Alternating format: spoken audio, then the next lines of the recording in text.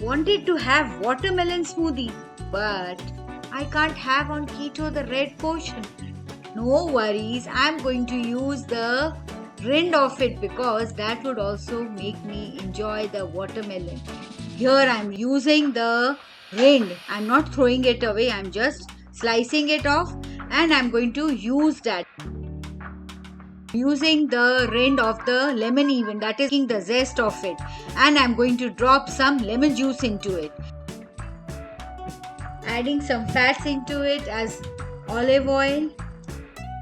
Adding some sugar-free stevia to get that watermelon sweetness into it. Adding some rock salt into it to add some flavor and some ice cubes. Yes, I want a chilled smoothie and I'm going to just simply blend it. So just blend it and make a puree out of it. So my smoothie is prepared. This smoothie is rich in vitamin A, B6 and C, very rich in potassium and zinc. It will keep you hydrated and also it will boost your immunity.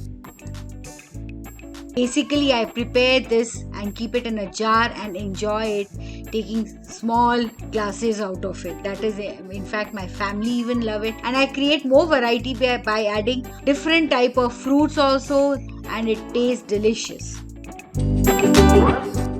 So my smoothie I've poured in the glass and I am decorating with this lovely watermelon piece which will add color to it and some freshness with the sprig of mint. My smoothie is done. Doesn't it look gorgeous? More interesting, delicious, healthy recipes, keto recipes, low carb recipes, fiber rich, diabetic friendly, weight loss friendly recipes.